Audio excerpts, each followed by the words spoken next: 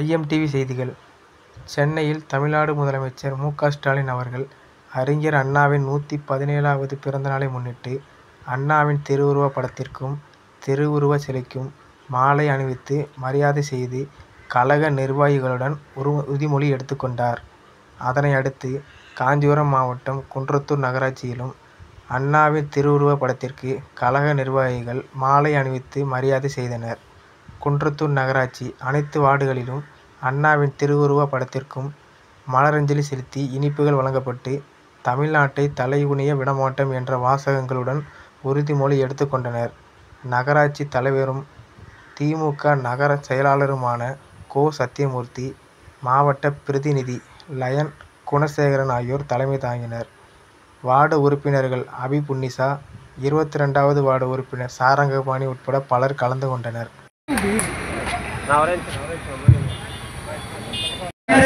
அண்ணாவின் புகழ், டாக்டர் கலைஞரின் புகழ், டாக்டர் கலைஞரின் புகழ், டாக்டர் கலைஞரின் புகழ், தங்க தளபதி, தங்க தளபதி, தங்க தளபதி, இளையவர், இளையவர், இளையவர்.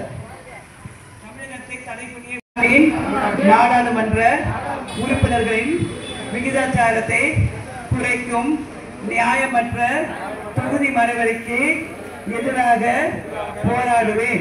தமிழ்நாட்டை தலைகுனிய விடமாட்டேன் என உறுதியேற்கிறேன்.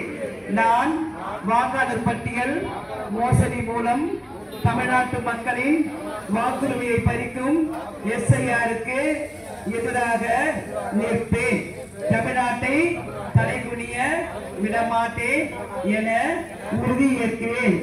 நான் நீட் மற்றும் இளைஞர்களை முடக்கும் எந்த ஒரு திட்டத்தையும் எதிர்த்து நிற்பேன்.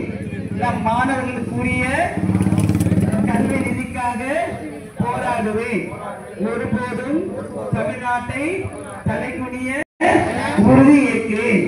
நான் தமிழ்மொழி, பண்பாடு மற்றும் நான் பெண்கள், விவசாயிகள், மீனவர்கள், நெசவாளர்கள், தொழிலாளர்கள் என ஒவ்வொரு உழைக்கும் வர்க்கத்தின் நலன்களையும் பாதுகாக்க தேவையான நிதிக்காக போராடுவேன்.